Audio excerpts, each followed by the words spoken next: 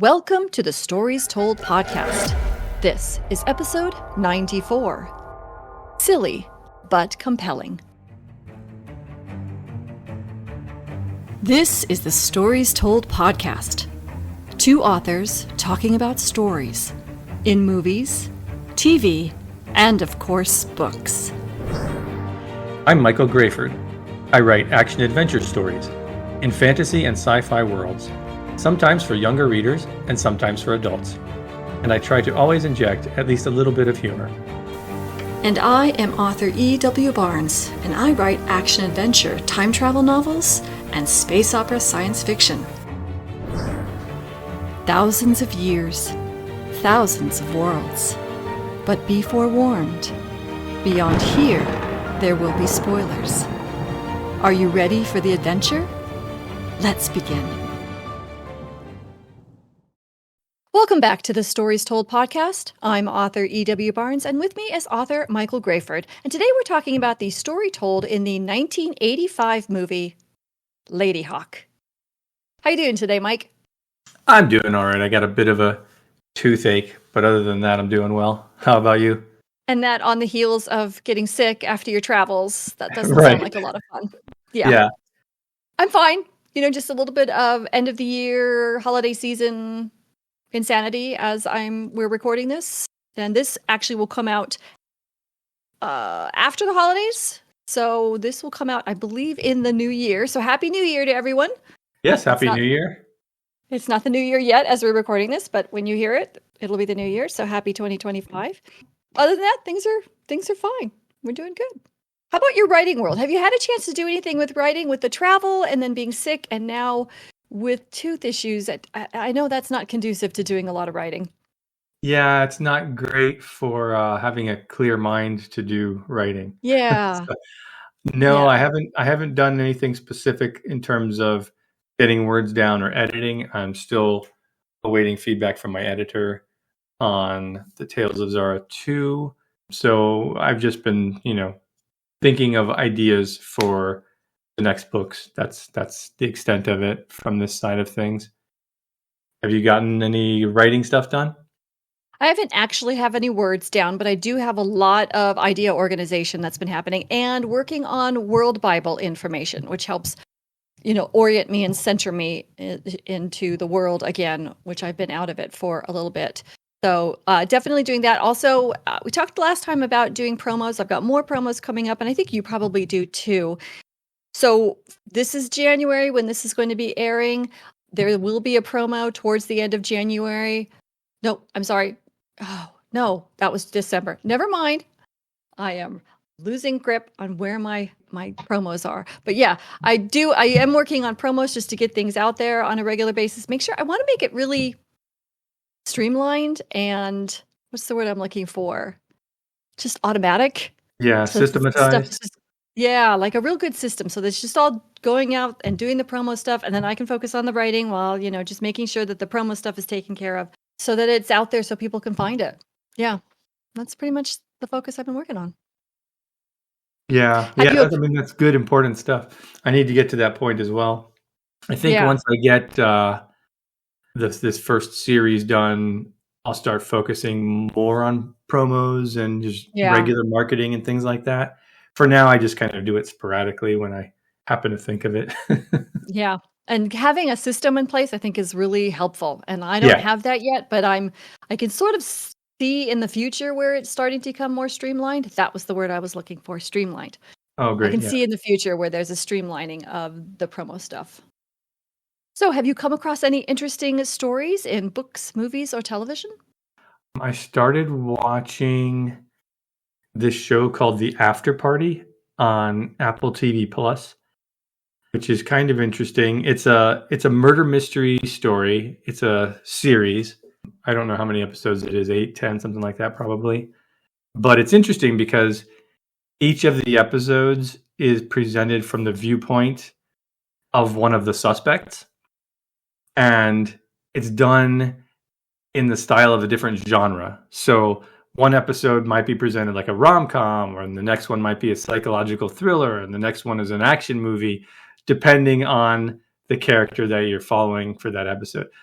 and they're going over the same timeline, right? The same kind of sequence of events from a different person's perspective. So from a writing perspective, it's interesting watching it and seeing how they bring those different genres to life in this one overall story. So I think it's pretty cool. I'm enjoying that.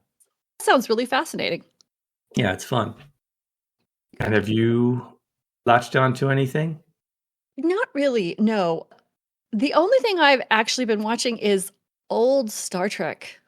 They've remastered the old Star Trek, so I've been watching Oh, those that's good. The remastered original Star series? Trek. So the original series, yeah. Yeah, that's So that's great. been kind of interesting to watch. And again, because you and I have been doing so much evaluating of stories for the podcast, I'm starting to, automatically look at things that way. So that's been a really interesting experience looking at these Star Trek stories through the lens of story.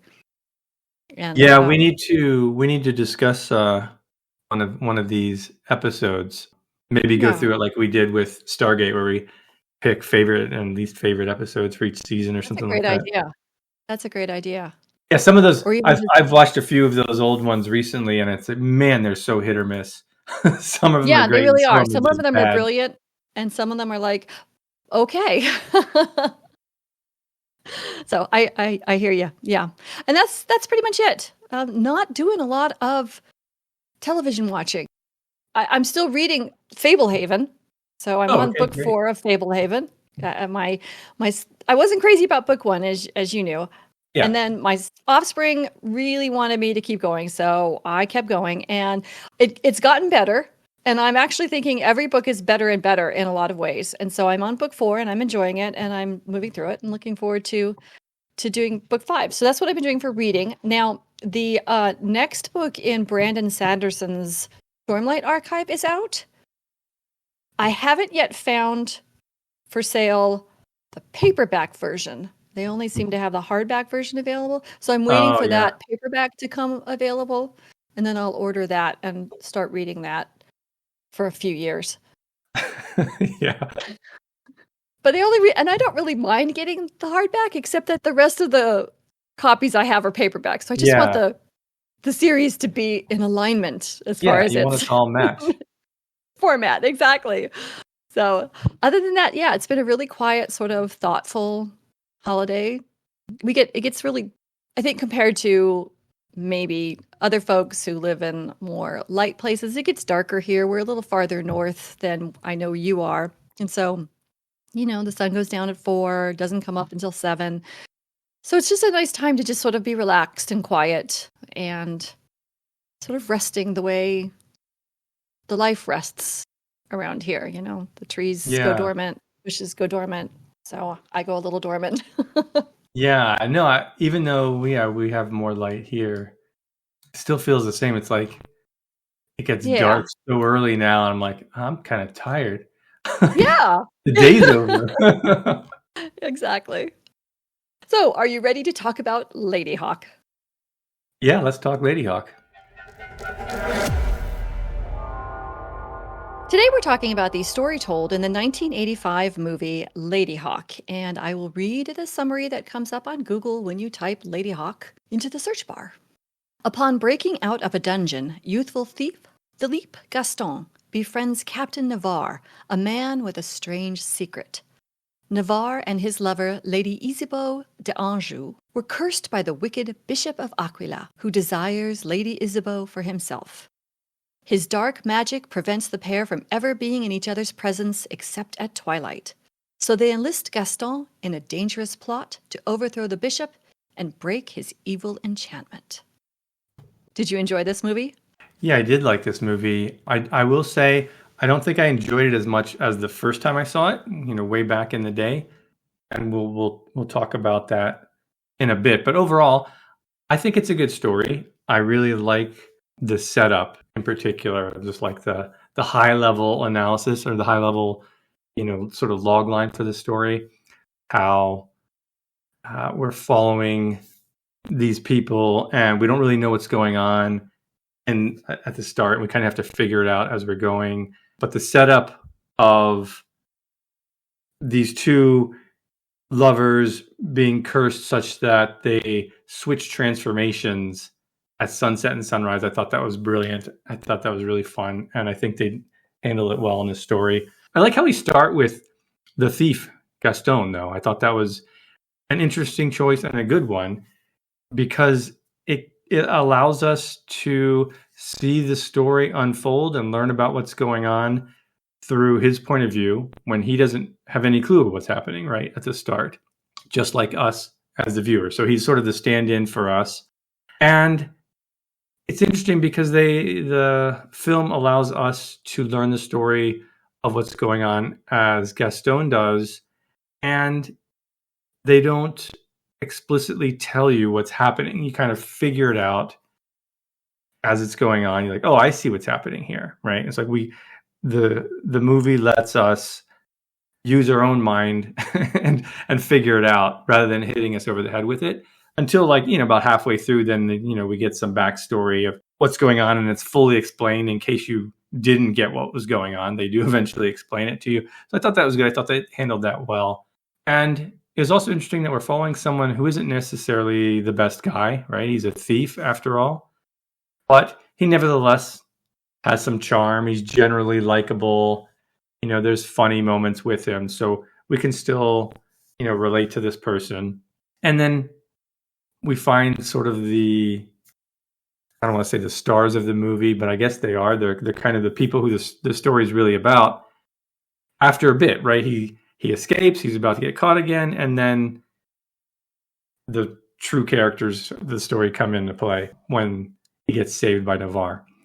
So I thought that was interesting, the way that they set that up and they take us on that journey. I think the first half of this movie is a very good example of show, don't tell, right? They let us figure out what's going on rather than explicitly telling us until eventually the old priest comes in and gives us the full story of what's happening. So I really like that. I really like that setup, and I like where they take the story. So yeah, overall, I really like the story. I do have some thoughts on things that maybe could be improved, but we'll get to that. So anyway, I want to hear what you liked about this story. I will admit, I actually had a very hard time staying engaged when I rewatched it. Like you, I had not seen it for decades, and I remembered it being better than it was when I watched it this time, and I kept getting up and walking away because I was just sort of not as engaged as I expected I would be. And we can talk about that in a little bit more detail. I will say part of the disengagement was related to the music. Ye gods, the music. I have that note as well. We'll get to that. Yeah, and we can talk about that. And yet I kept coming back. And that's what I was like, okay, you're coming back. Why are you coming back? What's going on here? And like you, I agree that at the 30,000 foot level, the love story and the magic involved in this story is really compelling. The curse that's involved here is very creative, fascinating, interesting, compelling. You want to come back and you want to see what's going to happen. So I thought that was really brilliant. And the love story between these two characters. And again, like you said, we don't get a whole lot of introduction to them. We're just sort of thrown in through the eyes of Gaston and meet these two people in a very non-exposition way. And yet in a very short matter of time, you really come to care about what's happening between them and happening to them. And you want them to succeed. You want them to win. I kind of actually didn't really care what happened to Gaston. Yeah. I cared about Isabeau and Navarre. Yeah. Yeah, I agree. The sort of high-level view, the sort of log line of these cursed lovers and how they switch transformations, sunrise and sunset. I think that's very cool. I kind of want to use something like that for a story now that's a little bit more in depth. This is a very simple story, right? There's not a lot of twists and turns or anything like that. Once you know what's going on, you kind of get it. And I would like to see more, I think. I kind of had the same feeling that you did. I feel like I was wanting more engagement out of it. But anyway, I interrupted you. Sorry. No, that's okay. This is good. What I was going to say was, because you reminded me, when you and I first broached watching the movie for the podcast, one of the things that you said was, I wonder why no one has redone this, made this again. And as I was watching it, I realized, because the 30,000 foot level story is so good, this is begging to be remade and could probably be, I don't know, dare I say, better than the original. Now, I hate to say that because Rutger Hauer's awesome, Michelle Pfeiffer's awesome, Matthew Broderick is awesome, but somehow I think the pulling together of this story could be better done. And Yeah. I too wonder why it hasn't been remade. Yeah, I agree. I saw something that that Warner Brothers was planning on doing a TV series based off of this, which Okay. I thought was an interesting choice, but I don't know if anything ever came of that or if they're still working on that. That was a couple years ago, I think. Let's see if the internet can provide information. Yeah, so Ladyhawke is getting remade as a TV series. I don't know how good that is, and I don't see anything else. But other people are saying it's ripe for a remake, and I agree. It really is. I don't know. I guess that depends on what they would do with it as a TV show, but I feel like Yeah, it might be better as just a one story, right? As a movie that's I just agree. I think it, and tighter I with a mean, little bit more yeah, depth. I suppose you could add, for example, the blooming love story of Isabeau and Navarre. You could have that. You could show the bishop's descent into evil and what he did to create the curse. You could show the impact of the curse when it was first Yeah, I see what you're saying. enacted, and how Isabeau and Navarre reacted to it when the curse went into effect, and the pitfalls they had to figure out how to live with as they functioned within the curse. So I think there's some stuff there that could be like maybe a 6-episode series. Yeah, like a limited series, maybe, I think. Yeah. So yeah, there we go. So Yeah. I would love to see a remake of this. And so I think that's probably the best thing I can say about it. And I don't want it to sound like that's, I don't know, that sounds so terrible. And I don't mean it like that. What I mean is that I know what you mean. it's a good story that if they did a remake, I think it could be a great story. Yeah, yeah. Yeah. I always say it's like because people always complain about remakes, and for me, I think a lot of it is because they remake things that were already phenomenally successful because they were really well done, Yeah. and that's Yeah. dumb. You should remake something like this where it's like there's a core of a good story. It was good for the time. It has a fan base, but it could be updated to the modern era and made more relatable. Yeah. So let's talk about what we might improve as writers. Yeah. Okay. So, I mean, just looking at not saying of what a remake or anything, not looking at it as a remake, but like what could you do to Right. tweak this script? Right. I mean, one of the things that first stood out to me doesn't have anything to do with writing, but I think it does need to be mentioned, which is something you brought up is the music. It's like, man, you immediately know this is like mid 1980s movie when they start kicking in the music for like their action scenes or something like that. It's really cheesy. It does not fit the tone or the era of this movie. So, I mean that's something I think that is unfortunate and that hurts it because, like you said, it really pulls you out immediately. Even from the opening credits, the music's weird. So that's something that would be changed. Not anything necessarily to do with the writing or the script per se. But as far as the story, let's see, I'm going to start with something small. Just kind of it's something earlier in the movie that I noticed. I would have shown the guards tracking Gaston more, like they're seeing clues of where he's been, because as it is, he's traveling along, right? He's going across this vast landscape and we see days passing and then he gets to this tiny little village and they're there waiting for him. It's just not believable. They just happen to go to the exact place that he went. It doesn't make any sense and there's no reason for that. So that's something that I think could be tightened up, which again has just pulled me out of the story during the start of it.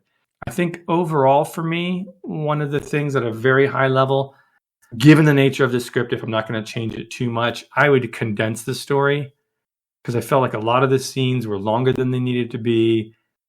It's just like you said, your mind kind of wanders after a while. You want to kind of get up and go do something else. I think it just kind of drags for too much, especially for today's era. I mean, we've talked about this a lot where it's like you got to get going faster. It takes a long time to get even into the plot of what this story is about.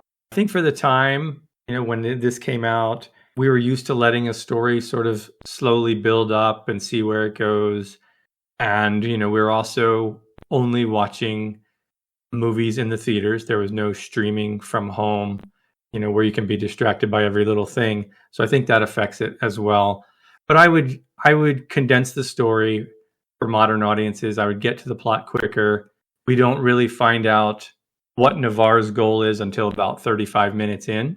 And that's just too long to expect an audience these days to kind of follow along with you without really knowing what the point of the story is. It's good, it's fun setup, but I would get to the plot a lot quicker. I would get to the goal of the story much more quickly. And part of that problem for me was we don't get a goal for Gaston really ever throughout the story other than helping Navarre and Isabeau. So I would have given him some specific objective of his own to seek if he's going to be the main character that we're following along with, even if it's just something small, simple, just to allow us to engage more with him, to root more for him, and to have him play some part in the story, and particularly at the climax, right? Because right now, he's just a facilitator in the climax. Really, all he does is get Navarre there, which he didn't really need that help, and then gives him the sword. And I feel like him giving the sword back to him during that climactic scene was just so the writers could give him something to do in that scene. We could have easily had just Navarre just had his sword back. There was no real reason for them to hide it from him and then give it to him in that moment. So that seemed like a writerly thing as opposed to something that would actually have happened in the story. So I would have changed that. I would have given him a goal, maybe something that he learns at the end, or at least he inspires Navarre to change his mind and bring Isabeau there or something. I think he was just, we were kind of we had him along for the ride, but he was helping them throughout, but then he didn't do anything really significant at the end. He didn't really have a goal. So that's something that I would add. Something else, I would have made it so maybe, and this is just me because of how I think I like to put the characters at odds and look for other sources of conflict. Putting the two species as natural enemies or as predator prey. Right now we have a wolf and a hawk, which kind of do their own thing. I think you could have used those different species to add a couple moments of additional tension throughout the story, where maybe one of them is with members of their own species, and then when the flip happens, the other one's in danger because they're right there with them. Something like that. I think that you could have had some interesting moments. Certainly, if you were going to extend this into a longer series, like a TV series, I think doing something like that would create interesting moments of tension.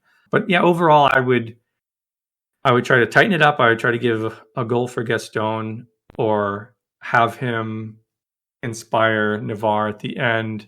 I would have liked to have seen maybe a more significant twist sometime during the story, in the middle of the story or something like that. Not really that kind of story, but something to keep you more engaged. Maybe just tightening it up would help a lot with that. But anyway, I'm more curious to hear how you would improve this. What things did you see that maybe were an issue, and how would you address them? I saw a lot of the same things that you saw. And I'm going to go ahead and touch back on the music again, because I believe that the addition of that music was very much about the culture at the time. And so it was incorporated into this film, that was essentially a fantasy film with music that would have been perfectly at home in the movie Terminator, was part of the sort of the culture at the time. Going to use electronic hip music because this is a hip movie at a hip time. Yeah. The problem with that is that it dates the story. Yes. And the way you're ingesting the story. So to me, and we're going to get to this a little bit when we talk about our takeaways, but to me, that was something that, for me, I took that as beware of adding something that's very hip for the time into my storytelling that may not age well. Yeah. So that was kind of why I noted that. I think the thing that really bothered me the most about the story was that it was a plot-driven story. It was not a character-driven story. And you identified a lot of examples of that, especially with Gaston. a lot of the things that happened made no sense from a character perspective. But they made sense from a plot perspective if you want to push the plot forward, like the soldiers being there at the village. Made no sense from the character's perspective of either what Gaston did to escape them or the soldiers did to find him. But it was perfectly okay for the plot to bring Navarre into the scene. And I think that's what I really would have liked to have seen, much more character-driven stuff. There were a lot of characters that didn't seem to have any motivation other than just to move the plot forward. And boy, were there a lot of bystanders who just stood around. Yes. So many bystanders, so many like soldiers who did nothing but sit on their horses, and clergy who did nothing but just stand and watch. It was very strange that way. And there was so many opportunities where they could have had some depth of story through the reactions and the behavior of these bystanders, and they didn't. They were NPCs in a video game, just standing there.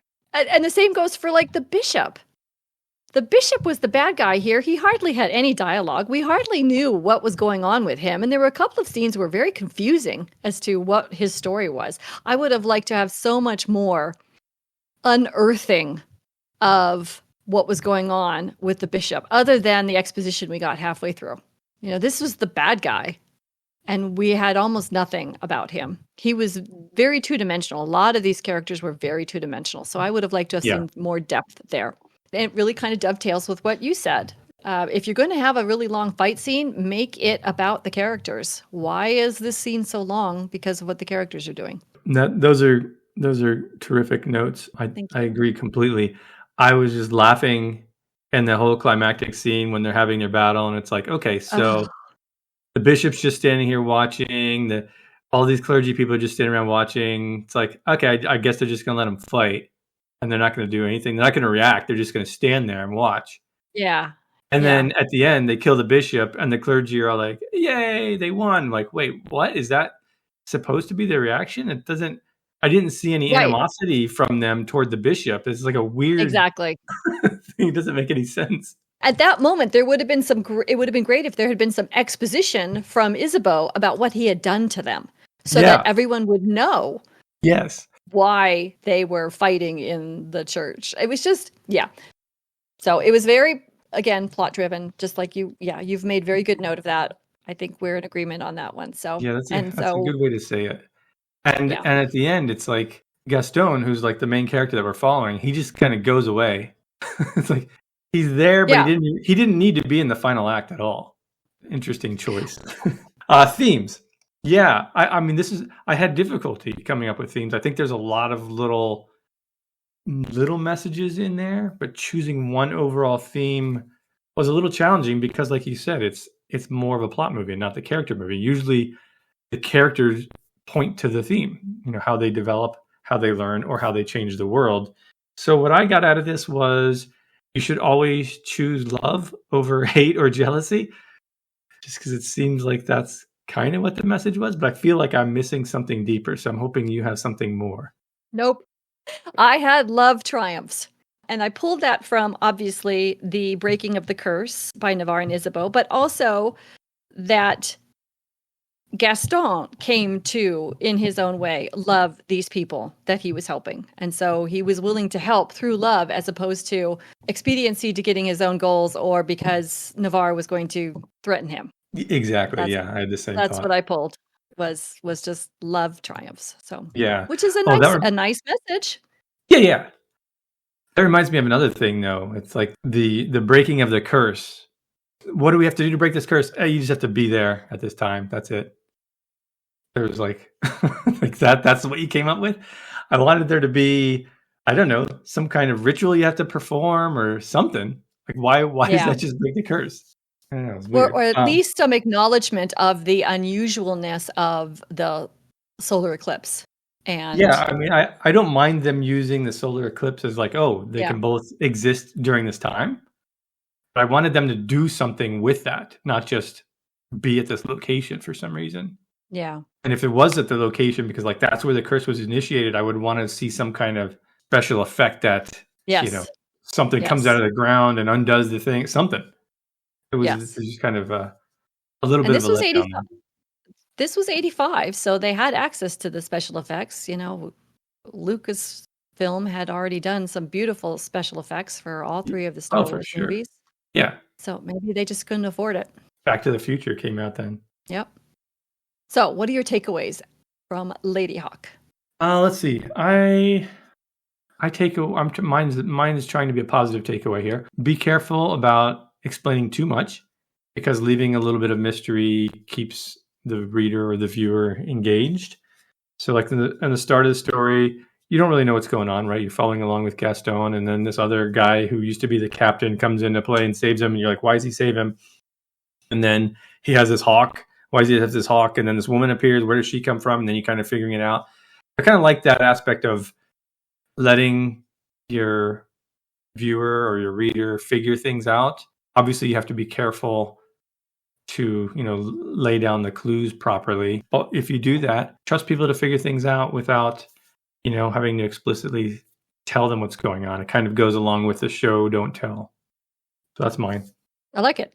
That's a good one. I have don't be too hip. Going back to incorporating fashion or something that's popular at the time of the story that may not remain popular, and then sort of dates the story in a way that isn't helpful. Yeah, don't put buddy cop music in your medieval fantasy story. Yeah. And then the other one I had was let the characters drive the plot. Yeah, that's a good one. Yeah. Which is, it's not always easy to do, because sometimes, like we talked about, this high level story of the cursed lovers and the magic and the love story is so compelling that I can understand why a writer would want to, really stay with that to keep that story in place and moving forward. But because it's such a good story, I don't think that there's anything that those characters could do that would take away from that goal. No, I agree. Adding more things like that would just deepen it. Thank you for joining us as we talked about the story told in the movie Ladyhawke. A big thank you to our Patreon supporters and all our subscribers. We're so grateful for your support and your encouragement. The Stories Told podcast is available on multiple podcast platforms, and we thank you for liking and subscribing or following, depending on where you're listening. It may not be a big deal to you, but it means a lot to us. If you have a favorite book, movie, or TV series you'd like to suggest for the podcast, leave a comment on the YouTube channel, and that link is in the show notes. You can find Michael Grayford at michaelgrayford.com and E.W. Barnes at 1000years.com, and those links are also in the show notes. Join us next time as we talk about the story told in Kubo and the Two Strings. Thanks so much, Mike. This was a lot of fun.